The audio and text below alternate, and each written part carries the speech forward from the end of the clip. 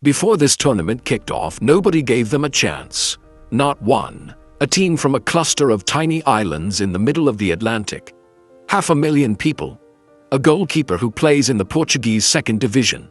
Drawn into a group with Spain and Uruguay, two former world champions. Everyone looked at that group and wrote them off in about 4 seconds. Cute story, they said. Nice that they qualified. They'll lose all 3 and go home. 3 games later, Cape Verde haven't lost a single match, and they're through to the knockout rounds of the World Cup. They finished second in their group ahead of 2-time world champions Uruguay and 2034 hosts Saudi Arabia, surviving a group that should have been far beyond their level. So let's talk about the most unbelievable underdog story of this World Cup. Because what Cape Verde just accomplished shouldn't have been possible.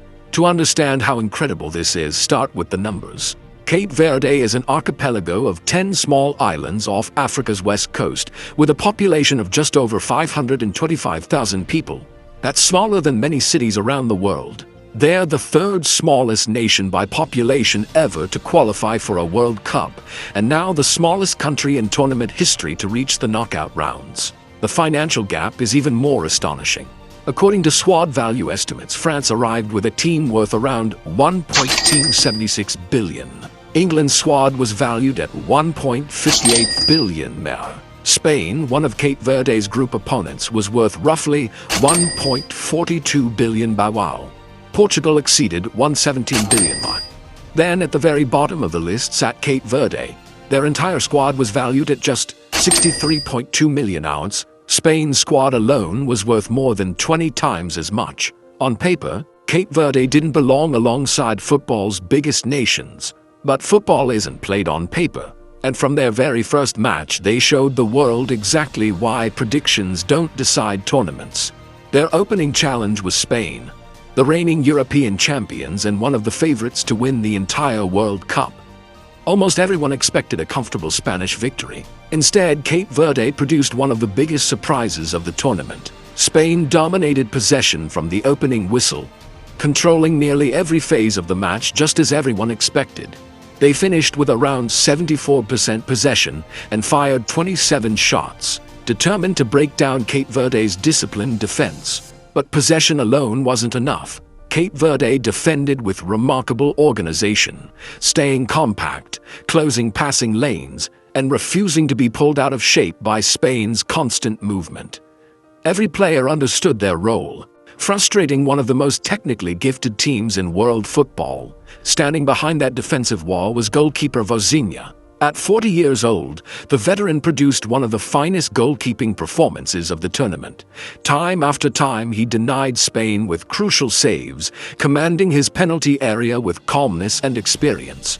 Every stop increased Cape Verde's belief, while Spain grew more frustrated.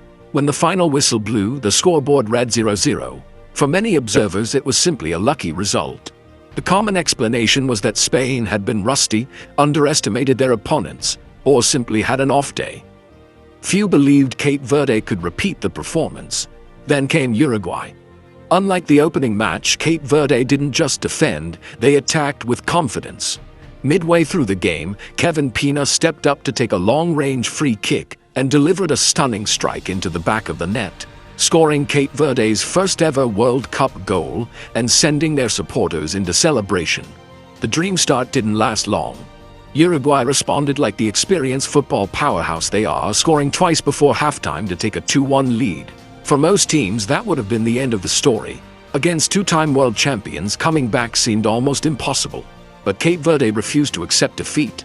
They stayed composed, continued pressing when opportunities appeared, and waited patiently for Uruguay to make a mistake. Eventually it happened. A poor back pass gifted Helio Varela a golden opportunity.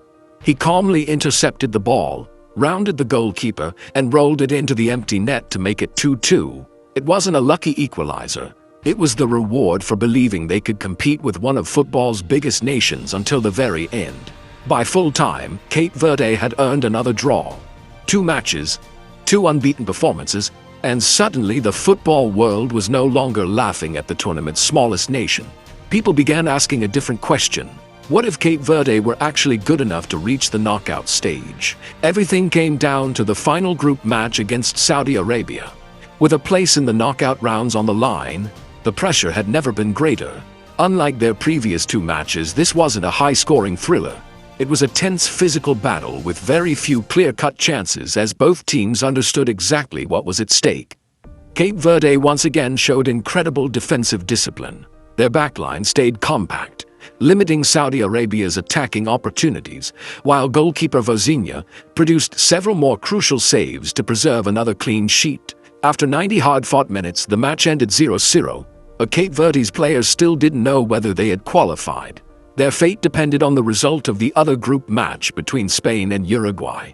As the final whistle sounded, players and staff gathered around a mobile phone on the pitch, anxiously watching the closing moments of the other game. Every second felt like an eternity. Then the final score came through. Spain had defeated Uruguay 1-0. The moment the result was confirmed, emotions exploded.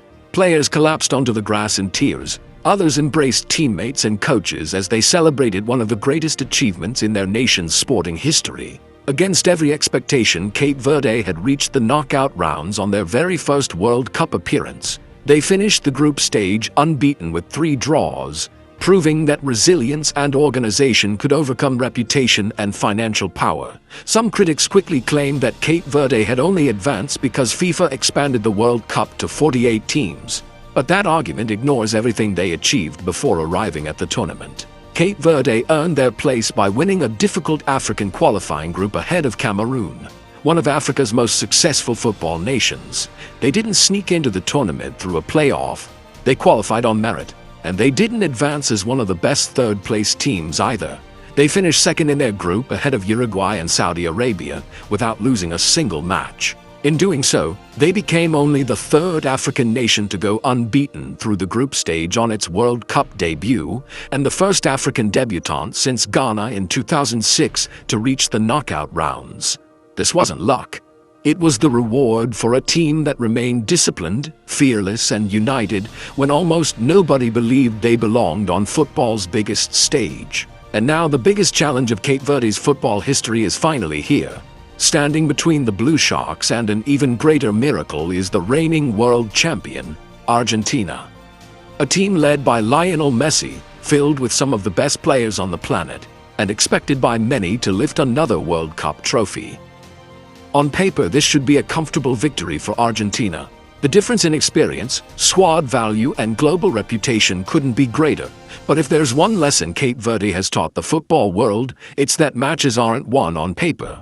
Nobody expected them to qualify. Nobody believed they could hold Spain to a draw. Few thought they could fight back against Uruguay. And almost everyone assumed they would be heading home after the group stage. Instead, they're preparing for the knockout rounds, carrying the hopes of an entire nation of just over 500,000 people.